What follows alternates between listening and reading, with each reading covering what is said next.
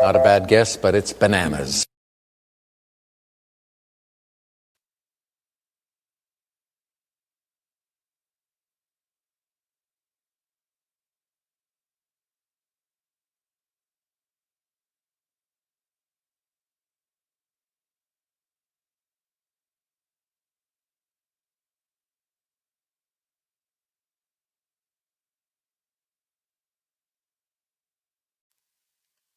Okay, we should be live now and working.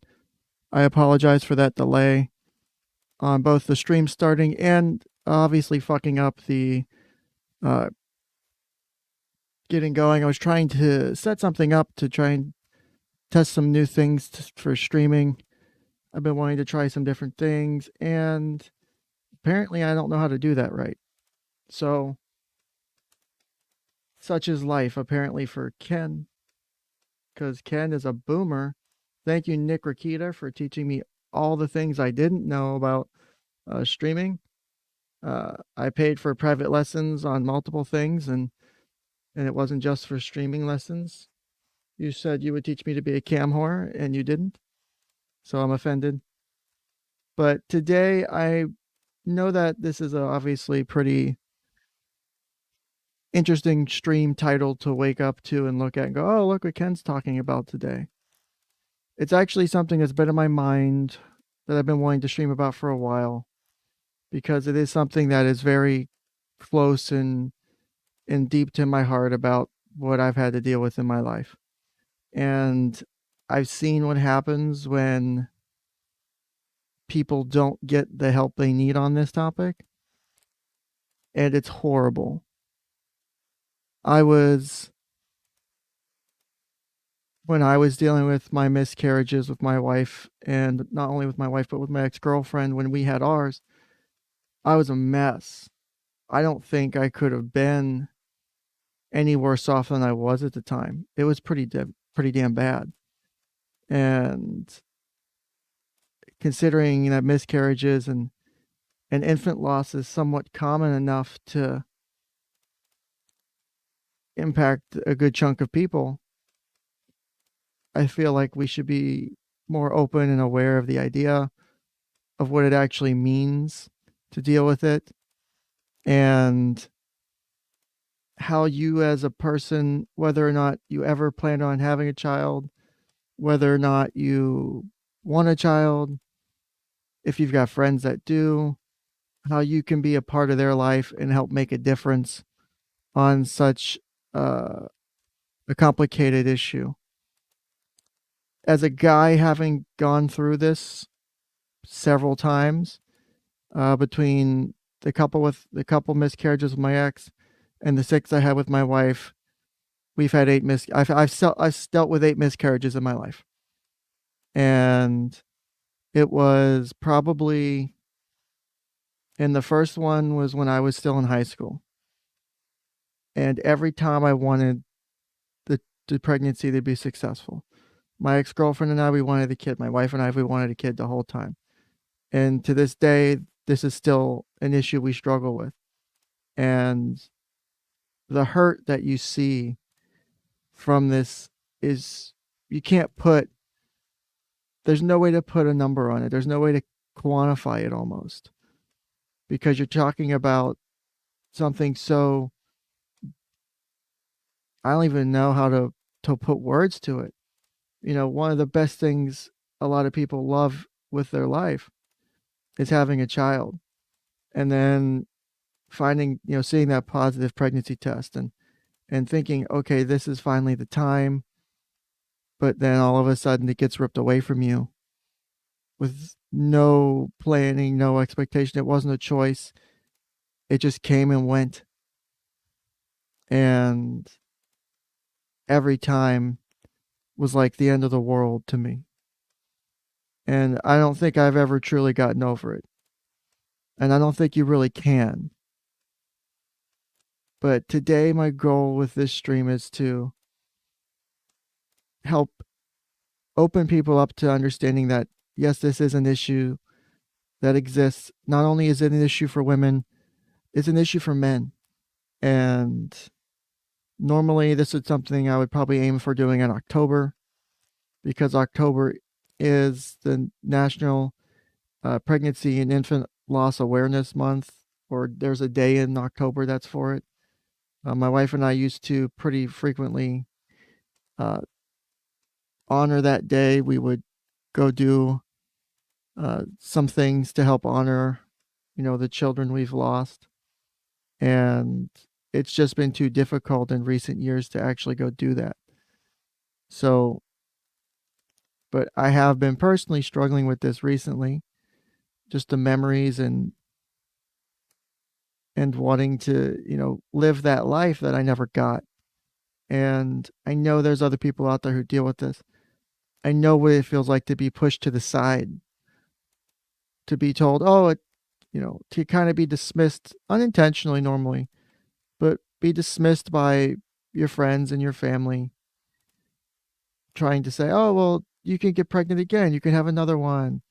And I wish it was that simple. I wish it was. Go through go through one miscarriage, go through two, go through four, go through eight. Try and maintain a positive attitude.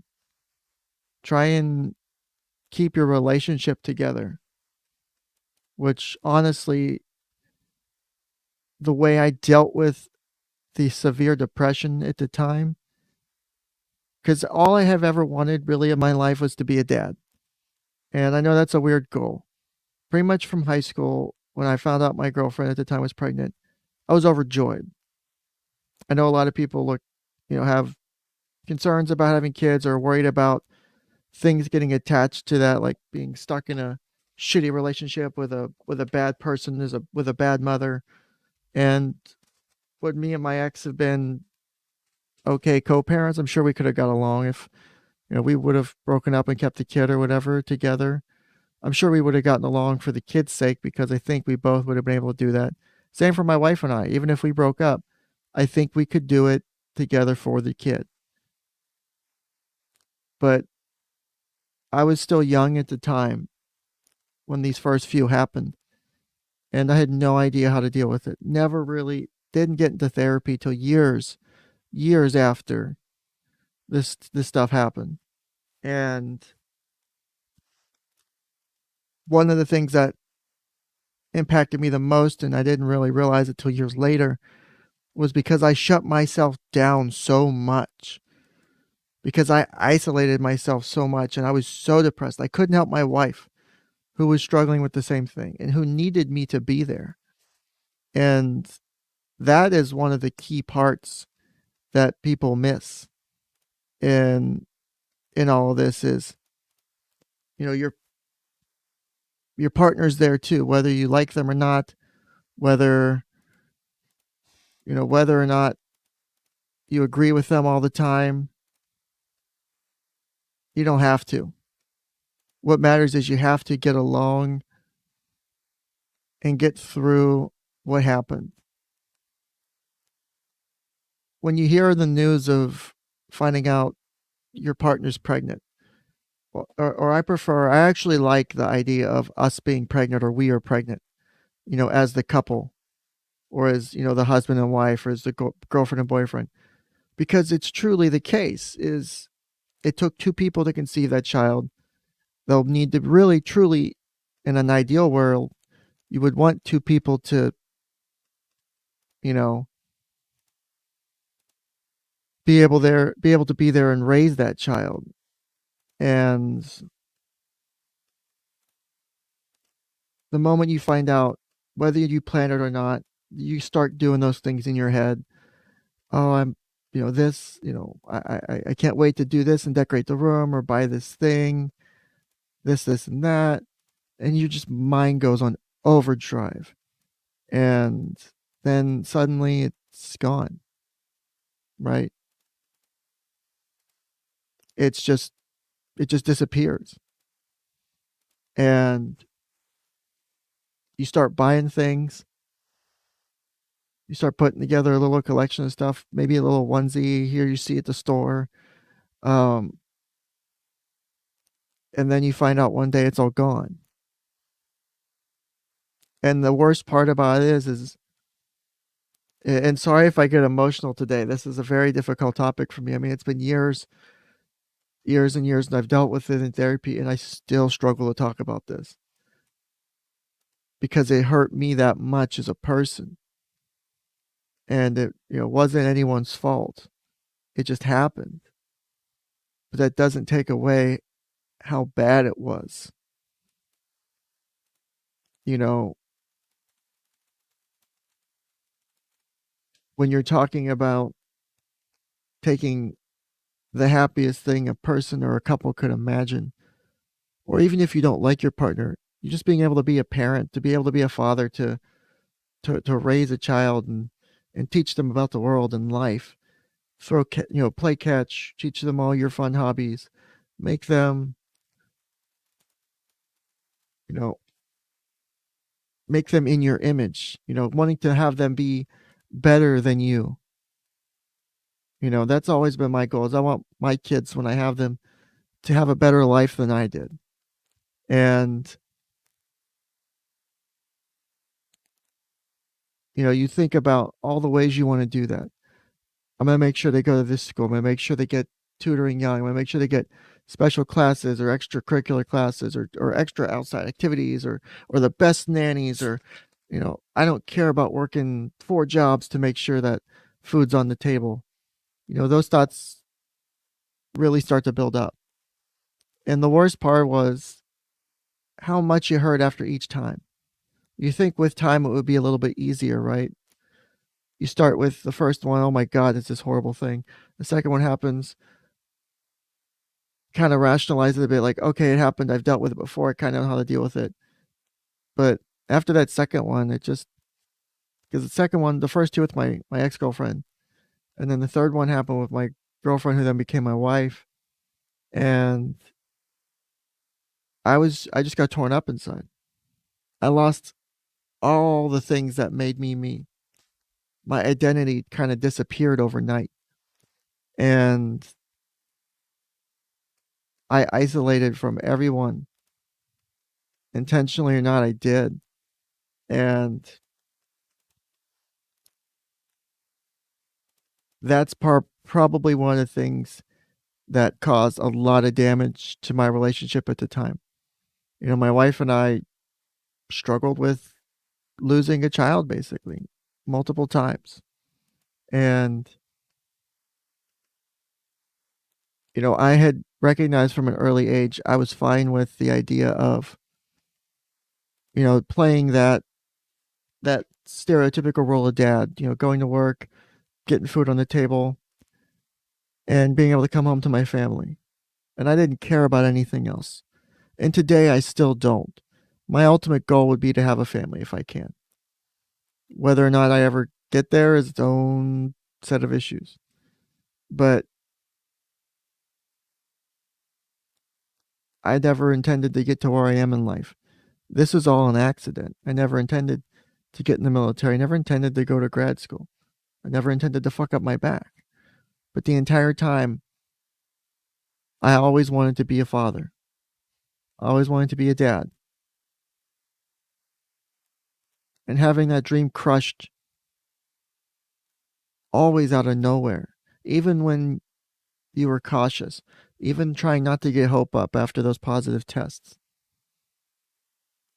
It still takes the air out of your lungs. You can't put words together.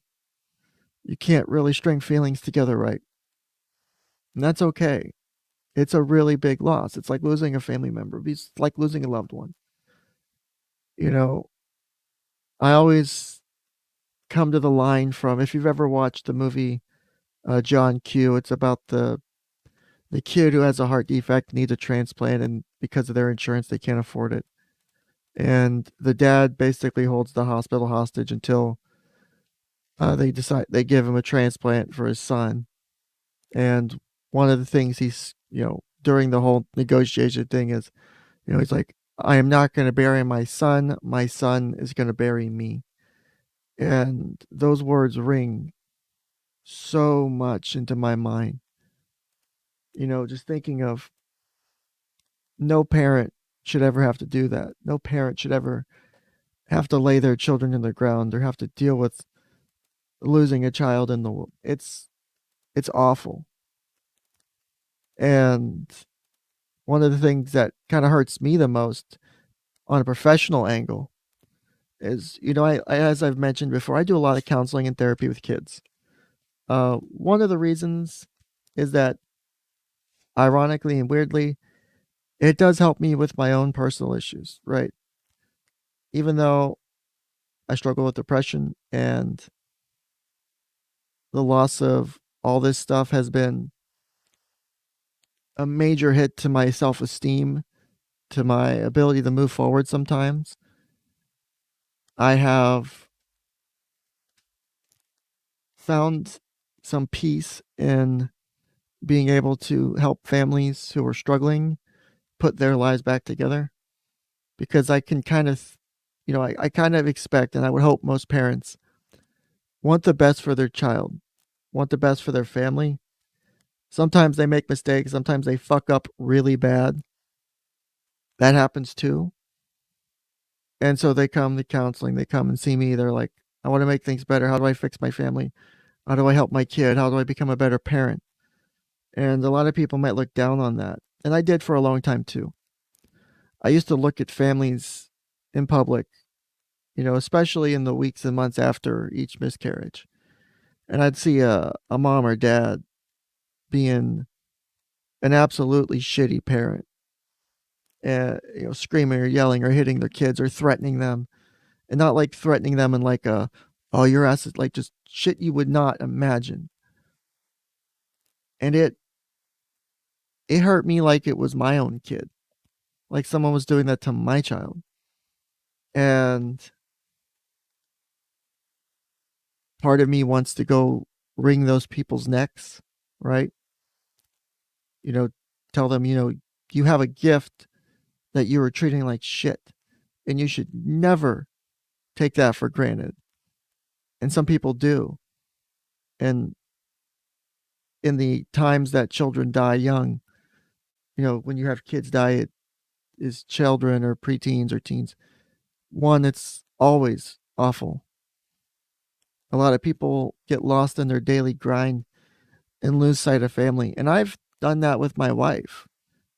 And I've been trying to be more open in general with people and with you guys, because you guys come and spend time with me every day, or every week. I mean, my relationship has not had been this perfect thing. It's had plenty of ups and downs. But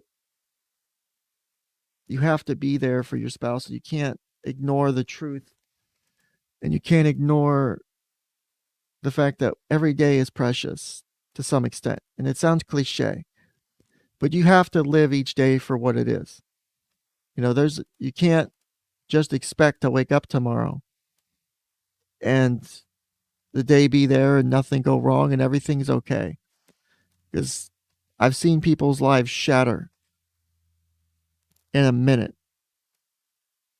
I've watched people, the worst image that comes to mind when I think of a parent losing a child is whenever I was a firefighter and I watched a couple line officers from our fire department have to literally hold back a dad from running to the car where they were trying to extricate his son out of, because he was pinned after being in a pretty severe car accident, and watching this man lose his shit. And this man was like over 6 something, taller than me, and probably could have beat the shit out of everyone there if he wanted to. In that moment, that man was a mess. He melted down into what is the bare minimum of the human condition, is looking out for your child, taking care of your family, distraught to no end. And I cannot erase that image from my mind. I have tried. It's been more than a decade now. Easily more than a decade. And probably closing in on 15 years. And I can't get rid of it. I can close my eyes and see it like it was yesterday. And I think of those feelings he was going through. And Obviously, it's different for him, but it still hurts the same to an extent. And again, I'm not trying to be so depressing. I know no one's really saying anything in chat right now, and that's fine. I'm not trying to go on a long soliloquy or anything. But my message here today is to kind of share just the damage it did to me, right? The fact that one thing hurt so bad and it hurt over and over again. And I couldn't get it to stop. And even today, we haven't actively tried in a while. One, because, we've had some relationship issues. Another one being, physical health for myself and my wife. Other things have been going on, family issues, both in my family and hers. And I would love to have that. And it's hopefully going to come to me one day. But I do know that when I do hopefully get that gift, whether it's through adoption or whether it's through a biological means, I don't want to take that for granted. And I don't want people to feel like they have to hide the feelings that they get with this, right? So a lot of times, and that's one of the topics of today's stream, is a lot of times dads will get the short end of the stick. Oh, you didn't have to deal with the loss. You didn't have to, if it's like further on, you didn't have to deliver a stillborn baby. You didn't have to deal with the cramping, the pain, knowing what that was every time you went and dealt with that in the bathroom. Like, you didn't have to deal with that. Every time I hear those words, I'm insulted. And not like my fifis hurt. It's insulting to every dad who gets told that. Just because we don't get the burden to physically bear the child doesn't mean that we don't have that connection, that bond that starts to build the moment you'll start to build a bond. It may not be strong. Even if you don't want anything to do with that kid, you still have something in the feeling in your gut. It's not right to just take off. It's not right to just not help out, because it's a natural core level biological instinct is to breed and protect and raise your young. So you can't just dart out that easily, right?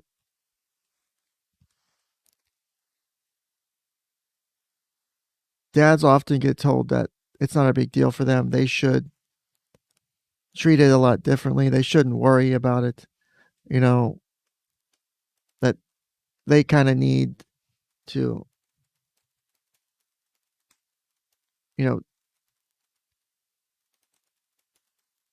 help their wife or help their girlfriend, that their time and their grief is more important. That, there's no real grief for men. And that was that way for a long, long time. Especially when you don't actually deal with the grief. One of the things on my thumbnail for today's show, and I'm going to see if I can bring it up somehow, was, let me try it doing it this way. Especially when you have a loss early on in the pregnancy, there's nothing to really bury, right? You don't have a body, you don't have, the remains of a fetus. A lot of it gets dealt with through discharge during when the termination starts. And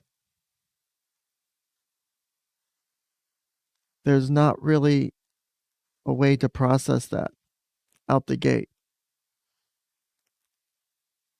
One of the things that is helpful, and I know my wife and I have done, is you have to treat it and you have to process it like it was an actual child. If you don't,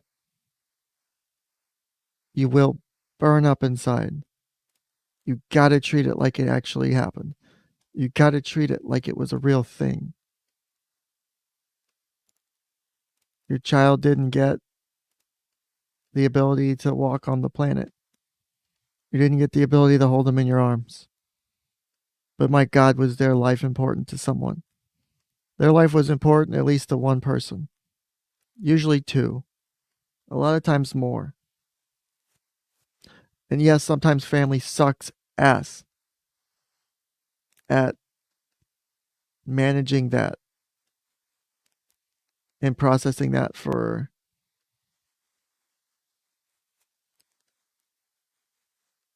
a family member who lost a child.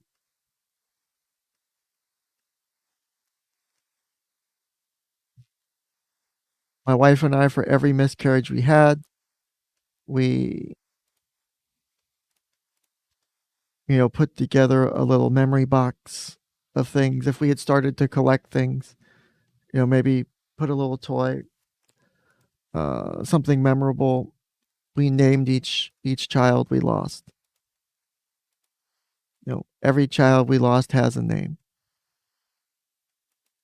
It only felt right to do because keeping it, as an abstract thing doesn't work.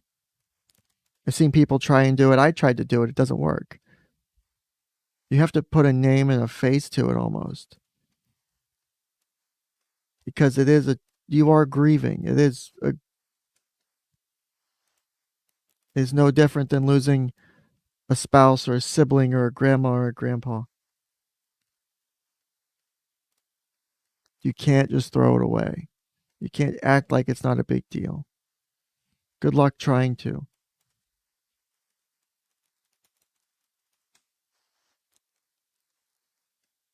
It's okay to hurt. And I think that was one of the things that I struggle with and I still struggle with is you don't want to, especially for guys, right? So what's the things that's stereotypical for guys, right? Um, we don't want to show weakness to our spouse. We want to be the better person. We want to be strong. We want to, we don't want to make them feel like they can't open up to us. And that's a big deal for a lot of people is that inability to be open and honest with their spouse or to really share the pain they're going through. And I know that has been a major factor in a lot of people's struggles with dealing with this loss, right? I know it was for me. One of the things we did was, and I'm going to pull it up on screen, is we created certificates of life for every one of our babies. And I'll zoom in a little bit. This isn't the exact one we used. We used one that was similar. But basically it acknowledges the life of the child you lost and it helps you process what really happened. God damn, this is more painful than I thought it was going to be. I apologize. I, I wish it was, like I was saying, it's hard to try and keep that, solid wall of, I'm here, I'm the man, I'm not supposed to show emotion. Well, don't hide it in. You know, you got to process the feelings, you got to process the emotions. Do something like this. Honor the loss that you suffer. Share that loss, share those feelings with friends and family. You know, and I'm not going to try and focus on this topic all day because it is pretty down. I do want to touch on it because it is something that has been on my mind. But I do want to kind of have a positive stream too, as well. So maybe I'll do this as a very short stream and then I'll jump into another one, or I might just do the long stream and then maybe actually break it up into 2 videos. I haven't decided yet. 1 in 5 pregnancies can end in miscarriage. A lot of times people don't know. Make sure you're there for your partner. Like I said, whether or not you like them or not, help them get through the loss, just like you would help a friend. Even if your ex's mom or dad died, you'd still probably offer them a little bit of emotional support, a little bit of, hey, this sucks. I'm here for you if you need me. Do that. You will help more than you think. But you have to take time to actually process what happened. Don't try to go back to work the next day and act like everything's okay, because it's not. That was probably one of my faults. Is I tried acting like everything was okay, and I knew it wasn't. I knew deep down I was not okay. That was probably one of my biggest faults with that. Was trying to pretend I was okay, and I knew I wasn't. It's hard. How do you be okay with that? How do you be okay with losing a child and just go back to work like nothing happened? Make sure you take care of yourself first, because if you want to support your partner too, you have to make sure you're at least okay-ish. Be there for each other. Be that support system that you love and trust. But also make sure you reach out to your own support network. There are coping groups. There are pregnancy loss groups, not only on Facebook but in person. There are bereavement lifelines and helplines for people. If shit gets bad, you can call the suicide hotline. There are places to do that. Your feelings do matter as a guy. Your feelings as the father in this do matter. Whether you wanted the child or not, whether you loved your partner or not, the loss of a child is something that you can't just brush away. Don't even try to. I would never be okay with anyone walking in my door as a client saying, "Oh, I'm just going to go back to work tomorrow. I'm okay." No, you're not okay. Don't even lie to yourself. Don't lie to me. Like, I'm the worst person you can lie to, right? One, I take everything you're telling me as truth. So I'm going to try and assume you're telling me the truth. And two, there's no benefit to lying to me, right? Everything's basically confidential. Use that to your benefit. Come in the door and cry like a baby. Fuck, I've had to do that with my own therapist. I've had days where, not necessarily on this, but I've come into therapy and I was bawling because of what was going on. Because I've been bottling shit up for so goddamn long. And I didn't see the impact it was having on people around me. And that was a problem. Don't do that to your partner. Don't do that to the people you love. It's bad. If your friends and family aren't sure how to deal with it, they're not sure how to help you, there are resources out there to kind of teach them, here's the things you shouldn't say. Here's the way to be supportive and help them through this difficult time. Like, one thing you don't ever want to say is it was fate or it was God's plan. In that moment, all that's going to do is make that person feel worse. I know every time I heard it, I wanted to rip someone's throat out. Because whether or not you believe in a God, to have that told to you and tell them that it was a plan to have your child ripped from your arms, to have them taken from ever getting to spend a day with you, is a fucking painful thing to hear. Don't say shit like that. Not that you should censor your speech, but if you want to be a support mechanism for your friends and family, don't say shit like that. Another thing is, guys, men, we know this. We're big about trying to fix every fucking thing, right? Something happens, man, we want to fix it. Can I put duct tape on this? What can I do to help make shit be better? You have that urge to want to do something to make things better. And I think as a guy, that's one of the worst parts about it. Is there's this unrelenting emotion of I have to do something to fix this. It's my responsibility as the caretaker, as the provider, as the husband, as the boyfriend. I need to fix this. If I don't fix this, I'm a failure as a partner.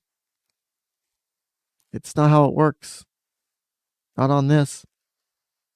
I wish it was. I do. It's way, way more in depth than that.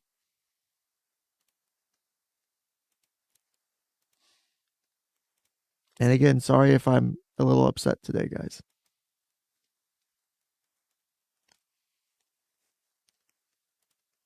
As a dad, as a father, as a man, don't try and fix it because you can't. The only thing that heals that is the only thing that fixes what just happened is time. You have to take the time to deal with it. You have to set aside the time to process what happened and start to make things better. You know, the 5 stages of grief for real, or 7 stages, depending on which one you go. You know, because there are 2 different models nowadays, right? You have to work through them. It's shit. It sucks. I hate it. I hate having to grieve, right? No one hates having to, or no one wants to have to deal with grief or to deal with loss, because it's taking something. Usually, if you're grieving, it's usually because you lost something that was important to you, right? Whether that's a family member, a friend, a job, all of that has an impact on your life somehow. So you grieve over that loss, and that's okay. Don't hide it. Own it up. Be okay with it, right?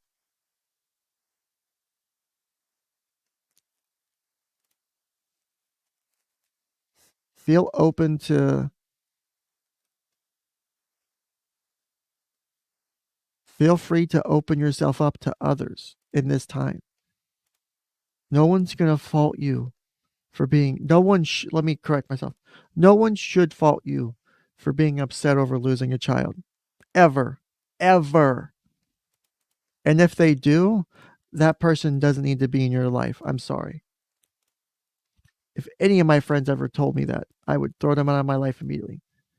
I don't care if, them staying with me was the only thing keeping them alive.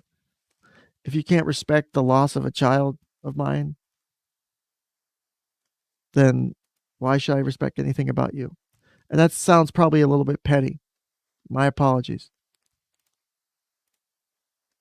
But I can't help but, there's anger with that, right? You just want to,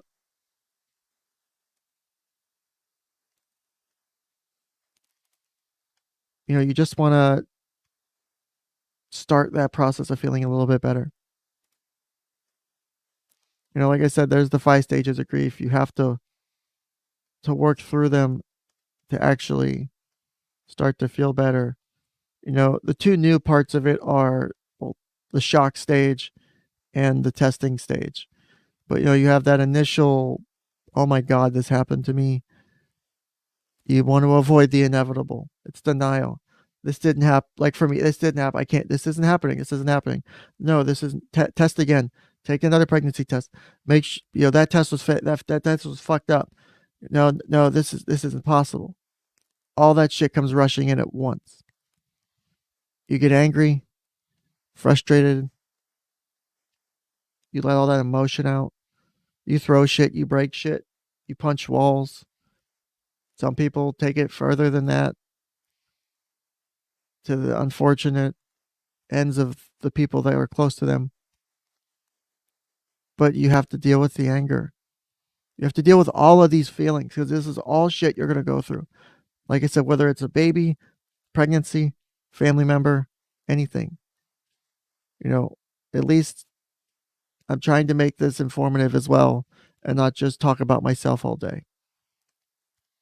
You bargain, seek in vain for a way out. How can I get through this? Oh, let's try again. Let's try again. That's another common, I don't want to say failing of people who just suffered a loss, but they'll often want to try again so soon for another baby. Like, let's try again. Let's have another baby. I know I did. Me and my wife did for, I think, one or two times. Is we tried to push through it and it didn't work. You know, there was a bargaining of, maybe we could just get one, if we could just get one child, because we wanted a bigger family, maybe we could just get one baby if that's okay. And we don't care anything else. That depression, this is it. This happened. There's no getting out of that. None at all. Good luck. I wish there was. Trust me. I would be happy to share with you the miracle to getting through it. Because I fucking don't know. If I knew, I'd be happy to tell you.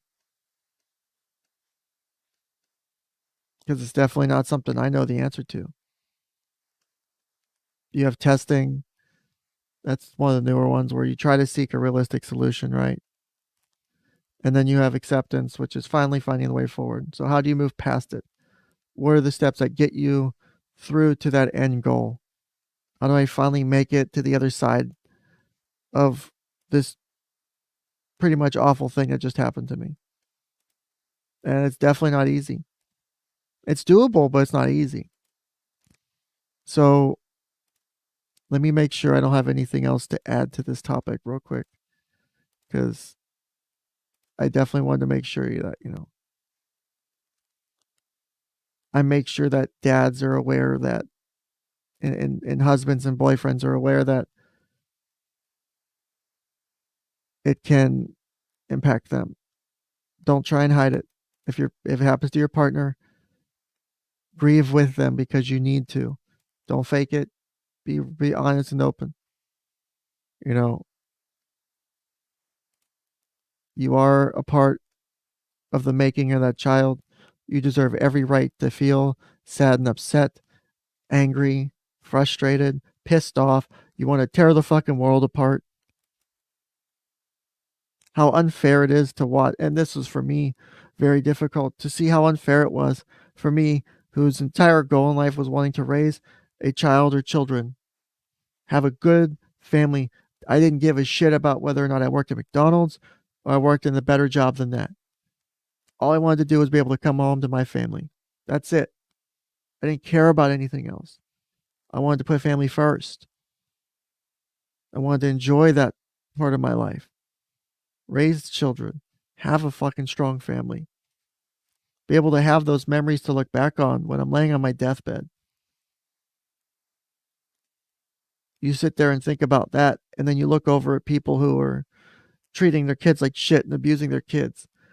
I think that was difficult for me too when I was a guardian ad litem, of watching all these people, end up in the system. And some were some made mistakes and they were trying to right what was wrong, but others weren't. Others were abusing the system. Some of them were using the system as daycare so they could go out and do party and shit. Now someone, they do none of their case plan until it was finally time they would start to terminate their parental rights. Well, then they'd start working on their case plan, and then they'd do it again, and it was just nonstop cycle. You see that, and you get so pissed off and angry inside. How do they get to have that life? How do they get to have that gift? How do they get to come home to that every day and treat it like shit? It gets personal. It gets so personal, and they probably shouldn't. I probably take it way too personally, and I know that. But part of the goal is to try and move past it. You shouldn't have to suffer alone. There's no real way to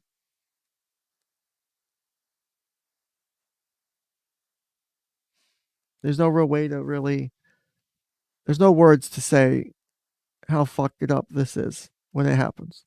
You can try and come up with afterwards. In the moment, All you need to do is be there. Whether that's your partner, whether it's a family member or a friend, just be there. Let them cry on your shoulder for an hour. Dude, I promise you, you'll do more good than I could in hours of therapy. Because normally the times where people need that shit the most, you can't schedule that. Yeah, you could schedule to see me once a week, but on if it's a Saturday at 7 o'clock and you're in Walmart and you see the same onesie that you picked out for your daughter that you lost, and it just all comes flooding back 6 months later, I'm not available. But if you're a friend, you are. If you're a friend that I can call and say, I need help. This is too much. I need someone to hang out with, to chill with me, to talk to, whatever it is. You can do a better job usually in that moment because I'm not always available. Or maybe I'm helping someone else. I dedicate as much time. And I spent hours this week, for example, dedicated to one of my clients outside of normal therapy session week, 1 hour a week session to help them with a kind of fucked up situation that was going on. No charges, nothing like that, because it was necessary. But if I'm helping them in their moment of need, I can't necessarily help you in your moment of need. That's why having close friends and shit, that strong support system, those are people that are usually easier to access. Use them. Have them there to help you. Don't forget that they exist. You know, I know it's something I've said before, but if you really want to communicate, empathy, a phrase like "I can't imagine the pain you're feeling right now" is a perfect way to do it. Because if you haven't gone through it, you have no idea.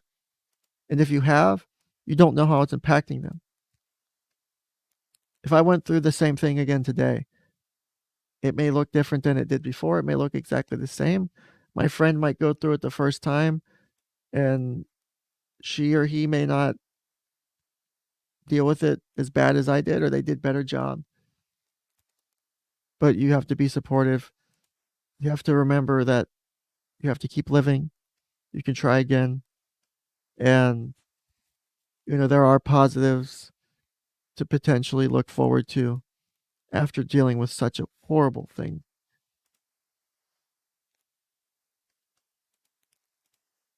If you're a dad or a guy out there, or even if you're a woman out there and this happens to you, feel free to reach out to me. I'll be happy to point you towards helpful resources to that. One of the things that really sucked was being a teenager for my first one. I was in high school still. There was no support systems. There was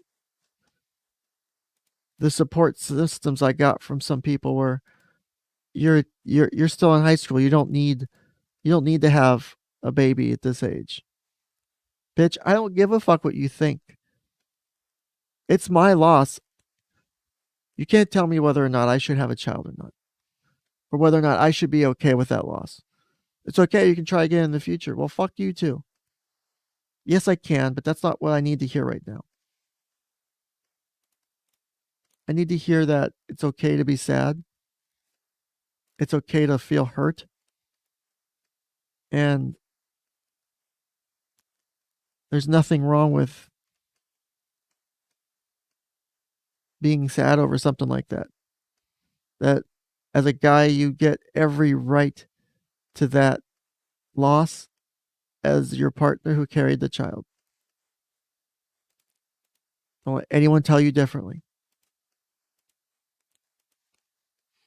So what I'll do now is, in the efforts of trying to always be open and forthcoming with you guys, if anyone has any specific questions or information they'd like to share for me to share about this topic, any ways they would like help for dealing with their own problem, or if they want to share something, If anyone has a personal story that would like to come on and share, they can do that as well. I'll give you the invite link.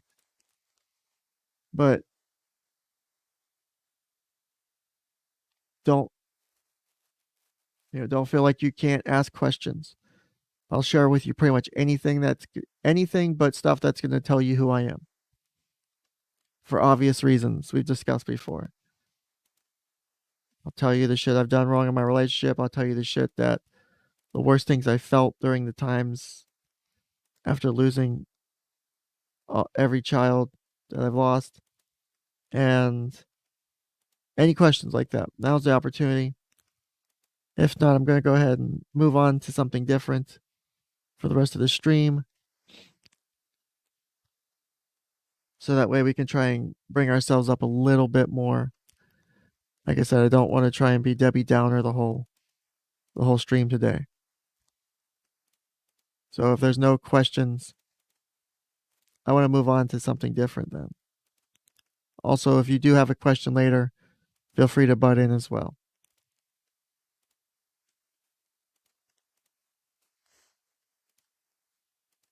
So since last week's stream, I know last week's stream we did a very fun stream with Dollhouse Phil. We had Tim from the MGTOW podcast was on as well,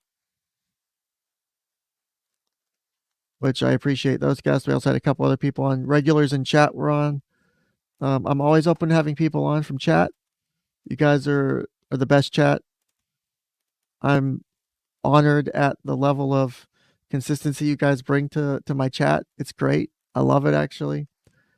It makes me feel a little bit good to know that you guys show up all the time. You guys show up before I do. I'm usually late and gay.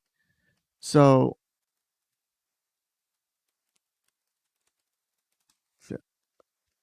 sorry, I had an email I had to check real quick.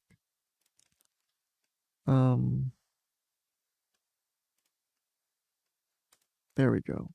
Sorry, just trying to check an email or two. That was important to handle.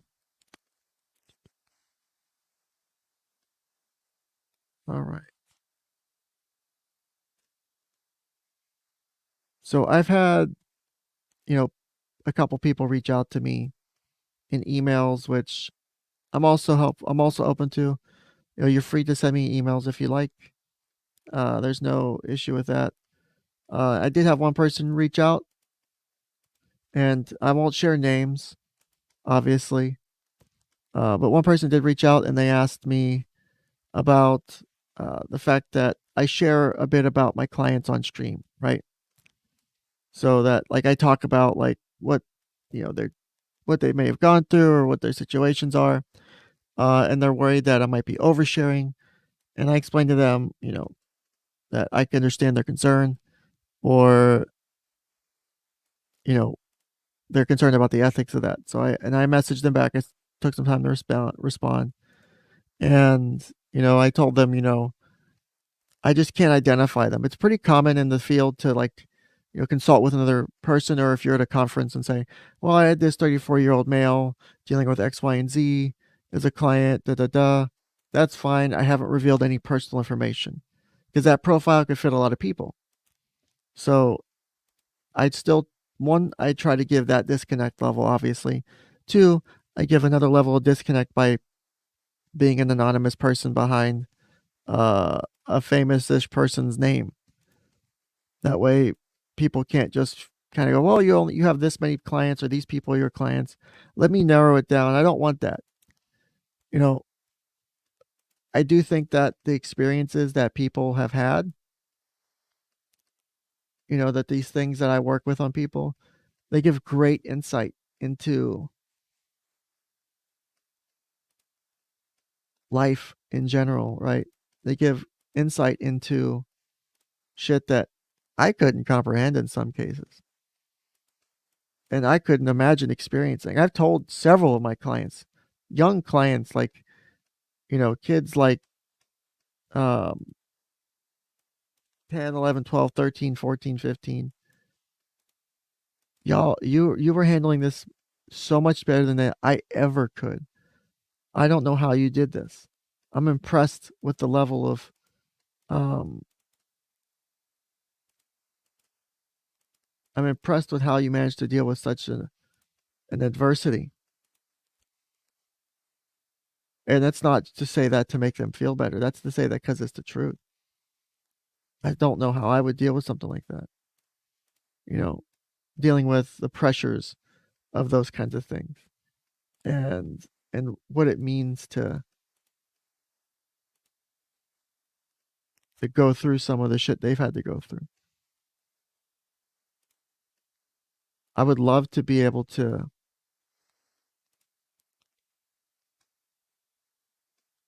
deal with things the way these people have, because they're true they're true people and characters of strength in some ways. I have my strength.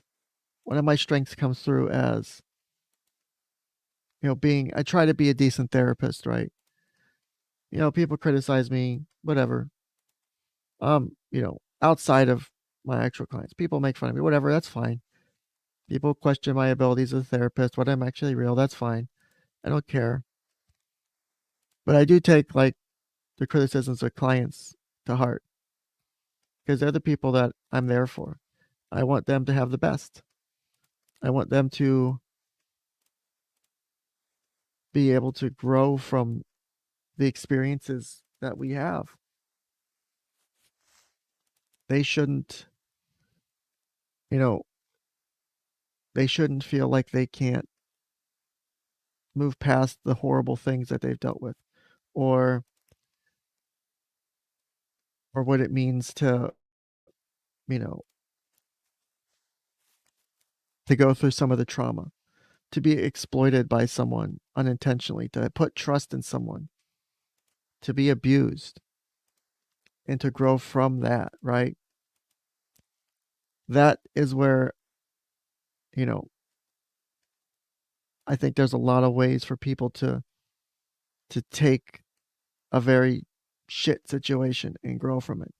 And I think that people's ability to, what's the right way to phrase it? I think watching people learn the skills and grow from some of the shit I've worked with them through, it's been an honor to watch them grow. I've had several families come through within the last year. Some of them I still work with, and watching their family go from chaos to this beautiful level of just investment and involvement with each other. Being able to trust, having the child be able to trust their parents again, be able to share openly with their parents when they couldn't before, or the last time they shared with their parents, it burnt them really bad. You know, that's something that really hurts as a kid, right? You want to be able to open up and share and communicate with mom and dad. When you can't, that's pretty fucked off sometimes, right? You need that help. You need that level of trust. Apparently, you can't have it sometimes.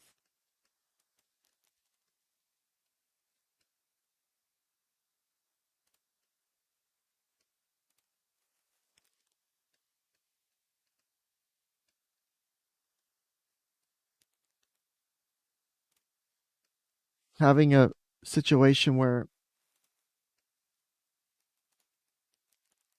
you know, having a person, or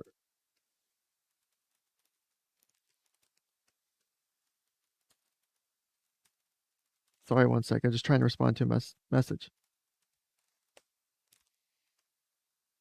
Having a family where you can trust each other and communicate with each other helps in a lot of ways as you grow up. And that's been my goal in the therapy I kind of provide. Is I want people to be able to take everything from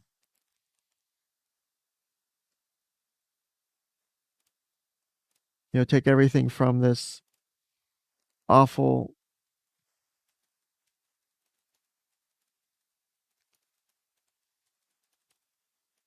this awful situation they may be in, right? If it's the kids broke the trust from the parents, so the parents no longer trust them. The parents have to feel like they have to be helicopter parents or spy on them using phone apps and shit. That's not good. That doesn't help. Um, but to go from that to a situation where your daughter goes from being isolated on sharing anything with you, considering running away, to now is comfortable with the idea of talking to you about her first boyfriend, their first kiss, being comfortable talking about, if the topic of sex comes up, you feel like you can talk to mom and dad. A lot of times that's not the case.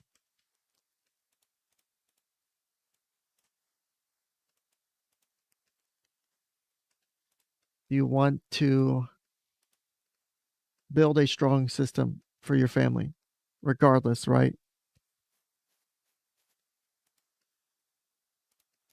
You want to be close to those.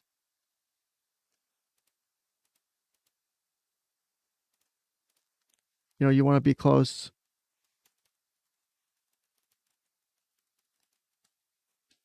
with your family, your friends, your support circle. Don't don't take steps to make it worse, right?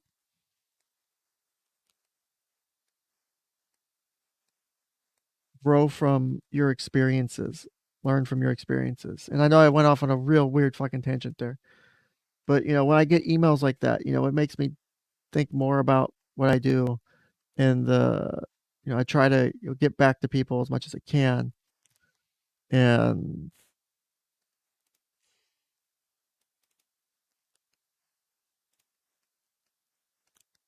I've also got,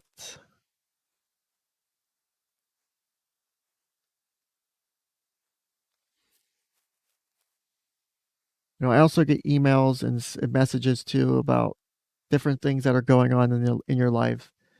And let me preface this before someone clips me out of context and tries to dox me and fuck off my life and everything. I'm not anyone's therapist here. I'm not, my goal isn't to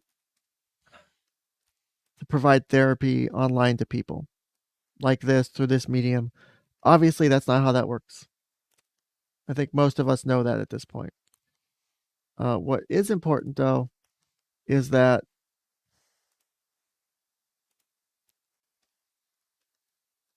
we recognize that there are pieces of information that are helpful to share, and that sharing that information in a public form like this doesn't mean I'm violating any ethics, doesn't mean I'm doing anything wrong. Unfortunately, no, not everyone has access to therapy. Not everyone has access to, you know, the types of help that a lot of people really need. So by giving people access to the information or the sources and say, hey, go to this place, go check it out. Or hey, go review this, go review that. That benefits them without me creating a counselor relationship with them. That's just as important as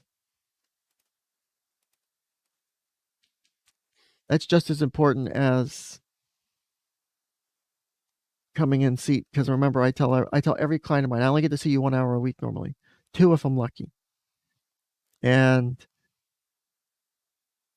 the other 167 hours of your week are yours. I'm not there for them. You need to know where to find information. You need to learn how to deal with this shit. Over time, the goal is to get you strong enough to deal with stuff on your own, strong enough to deal with all this stuff to make you independent again, to no longer feel like you're burdened by all the stuff going on in your life. That's my goal. And I aim for it. I don't know if I'm always right. I try to do better with it. Do I fuck it up? Oh god, yeah, probably. Um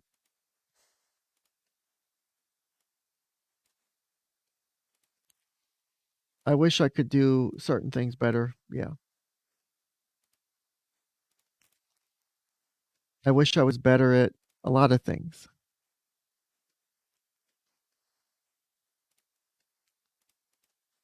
That doesn't mean I shouldn't try and do them though, right? I think that's one of the things that pisses me off most when I hear people tell me, "Oh, you shouldn't do this," or "It's unethical to talk like you do on stream." Uh, maybe, but you're wrong. You know, do I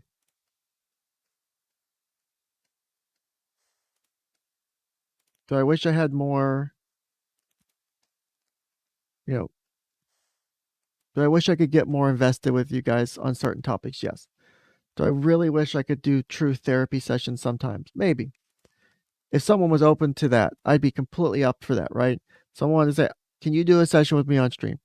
And I've talked to Nick Rakita before of Rakita Law about doing like a locals only or a Patreon only thing of kind of doing an analysis of him doing a quote unquote therapy with him. That obviously wouldn't be true therapy.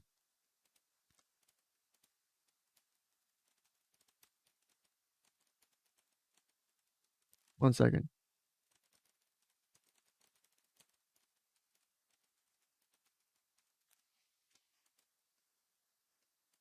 Something like that would be interesting to do, which I could still do without probably pushing the boundaries of my ethics. I would love. Did my shit freeze up? Uh-oh. Okay, there we go. I thought my shit froze up for a minute. I was about to lose my mind. Okay, we're better now. Thank God. So,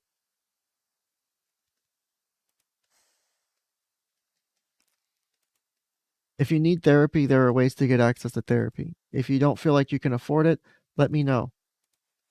Contact me. Try to do Discord if possible because I tend to suck ass at reading my emails. I've been trying to be better about it. But send me a Discord thing. Message me on locals if you're on locals. Uh, I'm pretty sure I've enabled it to where, and I'm going to double check it right now, where you can send me a message without um, having to like pay extra or anything. Like you should just be able to message me, and that should be no problem. Now, where the hell did it go? Payments. I think it's under here.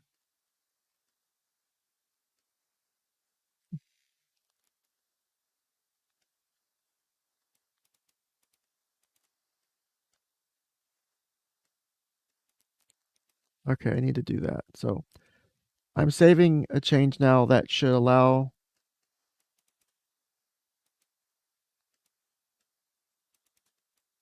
you should be able to send me messages for free through the chat function on locals. I will keep my eye out for messages on there. My goal is to provide access to resources because I'm not the perfect therapist for anyone. And I'm probably not the best therapist for you if you um, were looking for help. You may like my style, you may think I'm good to get along with, but I might not specialize in what you need help with. And that's okay. I'm not an expert in all the types of therapy. I wish I was. Be helpful for just doing my job in general. Um, One of the things that sucks is, when I can't help someone necessarily or I'm not the right fit. I've had that happen and it sucks. But I moved past it.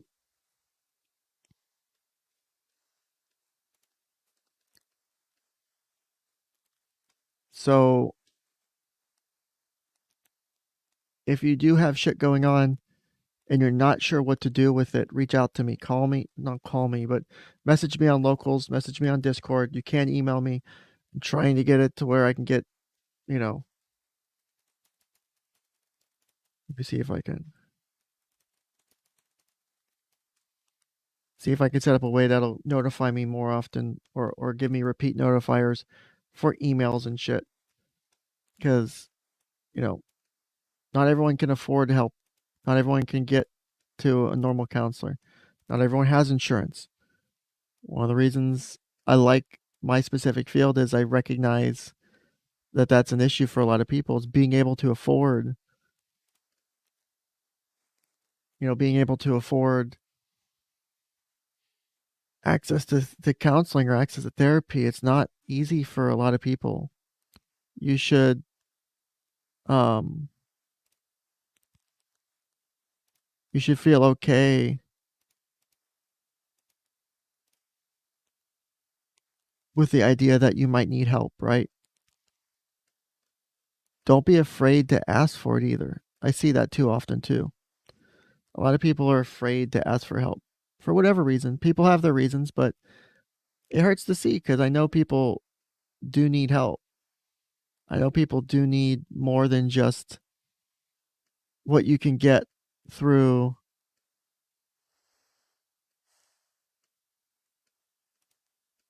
something like a Seven Cups, something more than just active listening. You need more than that. You need that clinical relationship, which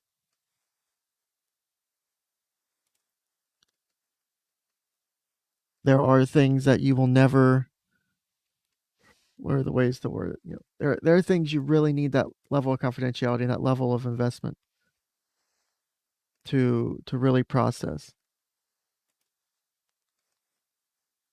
I unfortunately cannot give that to you being a quote unquote YouTube therapist, right? For whatever that is. Take it for what it is, right? Make fun of it, accept it's real or not, I don't care. But everyone should have access or deserve access to some degree to counseling. It's not fair to get pushed to, it's not fair to get pushed into a situation where you can't get help. If I hadn't had help at certain points in my life, I wouldn't be here on this stream right now with you guys. That's fucked off. That's not okay, right? That is not okay at all. And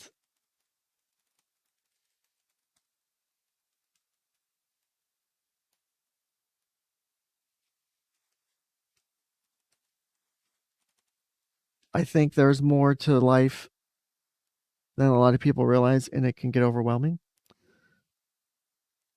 Hopefully, people take stuff away from these streams. I know today's stream was probably very niche on pregnancy, infant loss, miscarriage. I know that's very niche. Um, One of my goals, and this is something after seeing that comment on a stream recently about, if a therapist is getting therapy, they shouldn't be a therapist.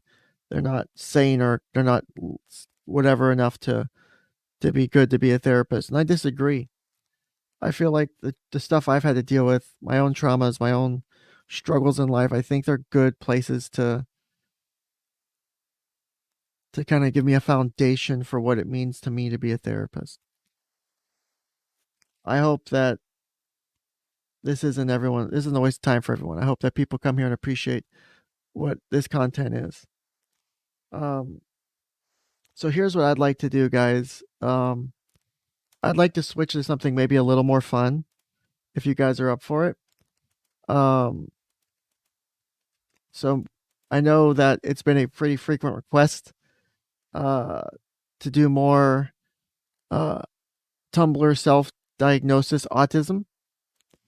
If that's something you guys are interested in, we could do that.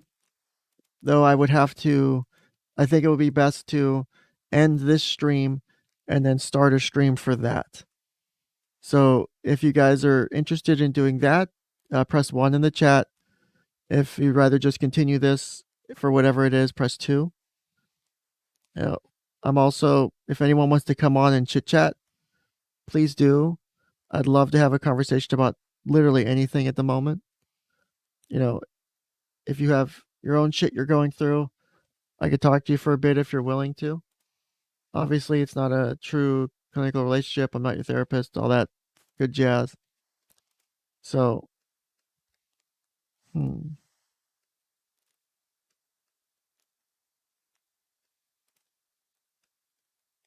I don't know.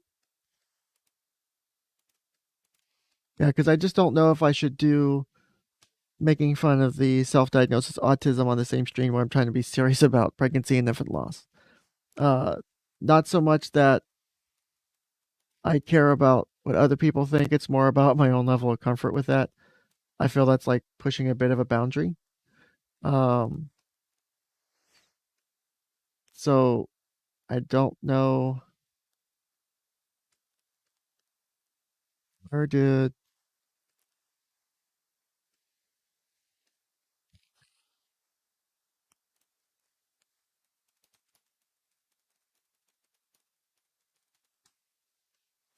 this. I'm trying to look for an option here.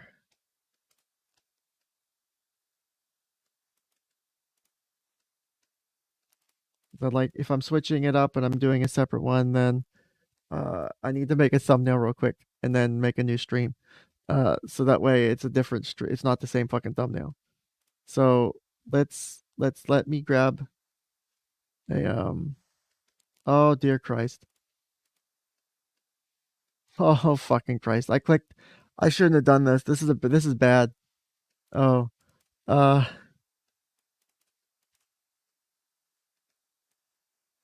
Uh oh, this is interesting.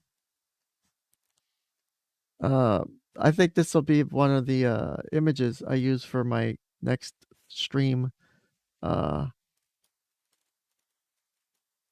thumbnail. So let me do this as I talk with you guys. We'll finish this up real quick. Uh Again, I apologize for the semi fucking depressing stream. Wasn't my intention to do so. Um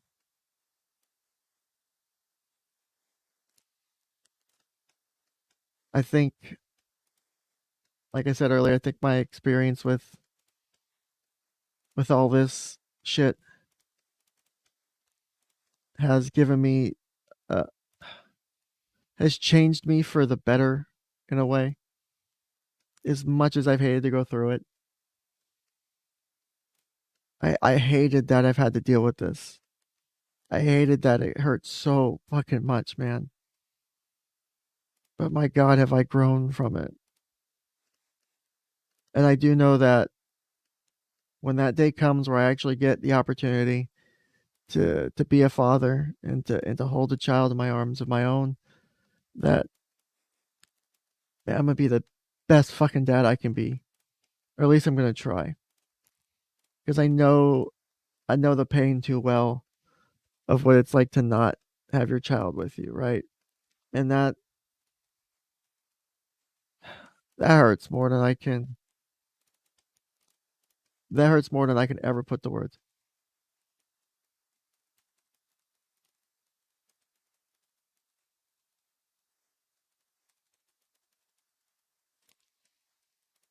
Okay, so I think I'm closing in here on what I want for a stream for the next one, and then I'll probably end this real quick, and then we'll move on to the second one. So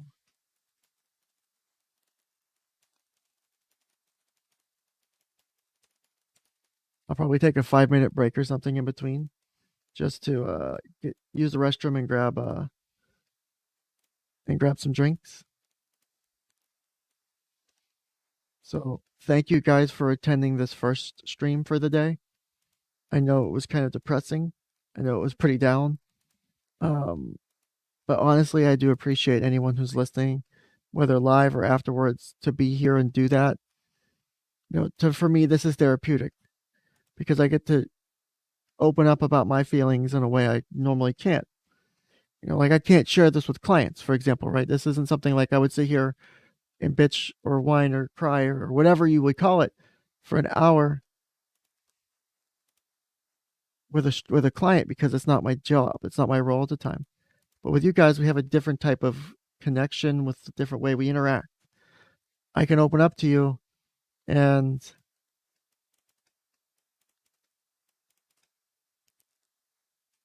you know, I can open up to you and tell you what it was like and what it is. And it's not, you know, hopefully it's not something that's boring. Hopefully this has been something that's of benefit to other people. So let me do this.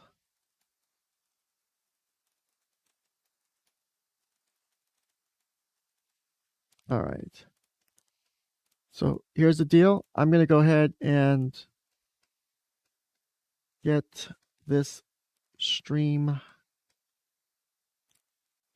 ended up here in a second. I will get the other one going. I'll probably aim for it to start around 105, and then we'll go from there. Hopefully have some fun with this autism on Tumblr, because God help me if I've never seen shit like this before. Thank you, internet, for providing this. I don't know if I should say funny, awful, or horrible, or whatever. But this shit is just sometimes like, oh my God, like, what do you do with this information? How do you react to someone who's like this? So, thank you again, everyone. I do appreciate you participating in the first part of today's stream. I look forward to the second one here that'll start in the next few minutes. Let me go ahead and play everyone out to a song, and then I will go ahead and get this other stream scheduled and started in a second. So let's play out to the original sound intro. All right, I will see you guys on the next stream here in about 10 minutes. So thank you very much for participating in this first one. Episode 13 will be going live probably around 105, 110 Eastern time, so about 10, 15 minutes. Keep an eye out for the alarm, the alert notifications. Make sure you follow me on locals.com. My locals page is kenscounselingcouch.locals.com. You can also, where is it at? You can also reach out to me on Discord or send me an email at my email address. Here's all my contact information below. Feel free to reach out to any of those. I'll be happy to respond to you. If you follow me on Locals, it's free to follow me on Locals. You get updates for the streams and stuff, way better than YouTube does. If you decide that you like my content and you want to support me, you can give one-time donations. You can tip me on my stream posts or on my Locals post, or for $5 a month, you can follow me, join my membership, and I'm slowly starting to figure out things to add to my members' perks, open to suggestions, and I'm going to do members-only stuff too, like members-only streams or members-only like discussions, like live chats with voice and stuff too, like Discord. Also, there will be a Discord that's going to be up and running for Locals members here very soon. I'm hoping to have it tweaked by the end of this week. I just have to finish a couple permission settings and all that stuff, and then we should be good to go. And then if anyone, as always, has any questions, I hope to be able to answer them for you. If not, I'll point you in the right direction. Once again, thank you for your time. Take care, and I will see you in about 10 minutes on the next stream. All right, let's play this out.